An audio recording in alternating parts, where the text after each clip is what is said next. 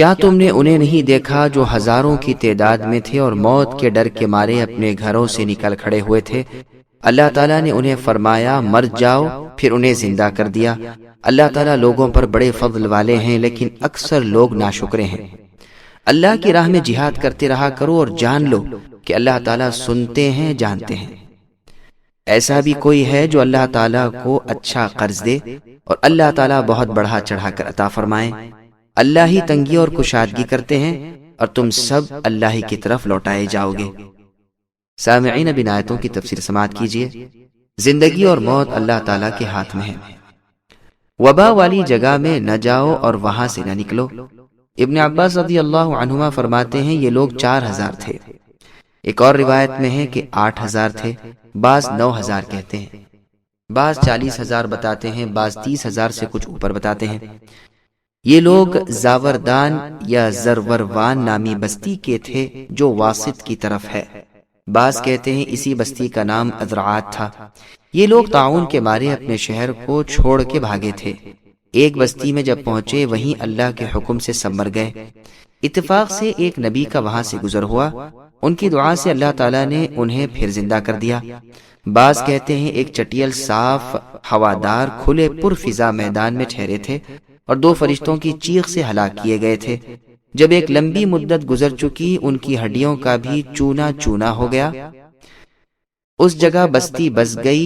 تب حزقیل نامی ایک نبی وہاں سے نکلے، انہوں نے دعا کی اور اللہ تعالیٰ نے قبول فرمائی اور حکم دیا کہ تم کہو کہ اے بوسیدہ ہڈیوں، اللہ تعالیٰ تمہیں حکم دیتے ہیں کہ تم سب جمع ہو جاؤ۔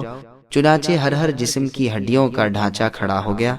پھر اللہ تعالیٰ کا حکم ہو گیا کہ ندا کرو کہ اے ہڈیوں، اللہ تعالیٰ فرماتے ہیں کہ تم گوشت پوست رگیں پھٹے بھی جوڑ لو۔ چنانچہ اللہ کے اس نبی کے دیکھتے ہوئے یہ بھی ہو گیا۔ پھر آواز لگائی کہ اے روحو، اللہ تعالیٰ کا تمہیں حکم ہو رہا ہے کہ ہر روح اپنے قدیم جسم میں آ جائے۔ چنانچہ یہ سب جس طرح ایک ساتھ مرے تھے اسی طرح ایک ساتھ جی اٹھے اور بے ساختہ ان کی زبان سے نکلا سبحانک لا الہ الا انت، اے اللہ آپ پاک ہیں، آپ کے سوا کوئی سچے معبود نہیں۔ یہ دلیل ہے قیامت کے دن اسی جسم کے ساتھ دوبارہ جی اٹھنے کی۔ پھر آگے اللہ فرماتے ہیں کہ اللہ تعالیٰ کا لوگوں پر بھاری فضل و کرم ہے کہ وہ زبردست ٹھوس نشانیاں اپنی قدرت قاہرہ کی دکھا رہے ہیں، لیکن باوجود اس کے بھی لوگ ناقدرے اور بے شکرے ہیں۔ اس سے معلوم ہوا کہ اللہ تعالیٰ کے سوا کوئی اور جائے پناہ نہیں۔ یہ لوگ وبا سے بھاگے تھے اور زندگی کے حریص تھے، تو اس کے خلاف عذاب آیا اور فوراً ہلاک ہو گئے۔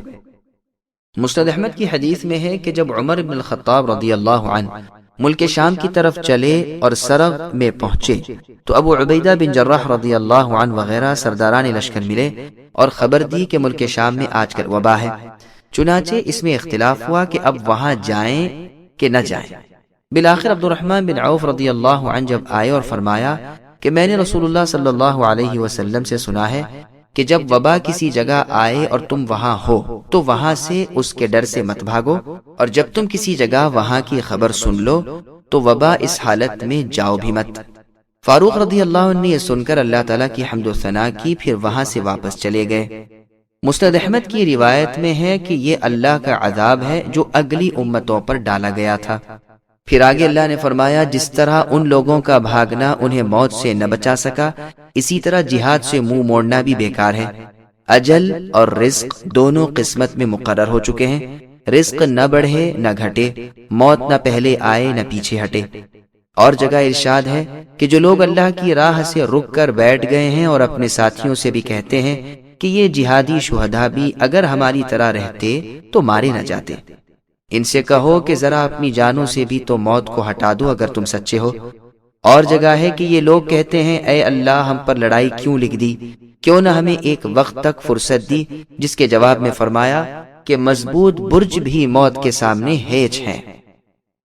اس موقع پر اسلامی لشکروں کے جیوٹ سردار اور بہادروں کے پیشوا، اللہ کی تلوار اور اسلام کے پشت پناہ ابو سلیمان خالد ابن الولید رضی اللہ عنہ کا وہ فرمان نقل کرنا بالکل مناسب وقت ہوگا جو آپ نے عین اپنے انتقال کے وقت فرمایا تھا کہ کہاں ہیں موت سے ڈرنے والے، لڑائی سے جی چرانے والے امرد، وہ دیکھیں کہ میرا جوڑ جوڑ اللہ کی راہ میں زخمی ہو چکا ہے، سارے جسم میں کوئی جگہ ایسی نہیں جہاں تیر، تلوار، نیزہ، برچھا نہ لگا ہو، لیکن دیکھو کہ آج میں اپنے بستر پر فوت ہو رہا ہوں، میدان جنگ میں نہ رہا۔ پھر پروردگار عالم اپنے بندوں کو اپنی راہ میں خرچ کرنے کی ترغیب دے رہے ہیں جو جگہ بجگہ دی جاتی ہے۔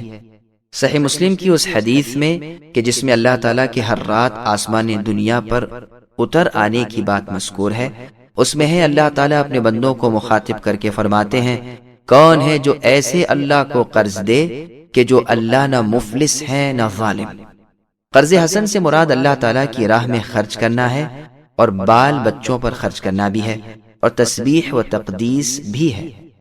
پھر آگے اللہ نے فرمایا کہ اللہ اسے دگنا 4 گناہ کر کے دیں گے، جیسے اور جگہ ہے مثل الذین ينفقون اموالهم فی سبیل اللہ کمثل حبہ الآیہ، یعنی اللہ کی راہ میں خرچ کرنے کی مثال اس دانے جیسی ہے جس کی 7 بالیں نکلیں اور ہر بالی میں 7 دانے ہوں، اور اللہ جسے چاہے اس سے بھی زیادہ دیتے ہیں۔ اس آیت کی تفسیر بھی عنقریب آئے گی انشاءاللہ تعالی۔ کعب الاحبار رحمہ اللہ سے ایک شخص نے کہا، میں نے ایک شخص سے یہ سنا ہے کہ جو شخص قل هو اللہ احد کو ایک دفعہ پڑھے اس کے لیے موتی اور یاقوت کے 10 لاکھ محل جنت میں بنتے ہیں، کیا میں اسے سچ مان لوں؟ آپ رحمہ اللہ نے فرمایا، اس میں تعجب کی کون سی بات ہے، بلکہ 20 لاکھ محل جنت میں بنتے ہیں، بلکہ 20 لاکھ اور بھی اور 30 لاکھ اور بھی، اور اس قدر کہ ان کی گنتی اللہ تعالیٰ کے علاوہ کسی کو معلوم ہی نہ ہو۔ پھر آپ نے اس آیت کی تلاوت کی اور فرمایا، جب اللہ تعالیٰ اضعافا کثیرہ فرماتے ہیں تو پھر اسے مخلوق گنتی کی طاقت کیسے رکھے گی؟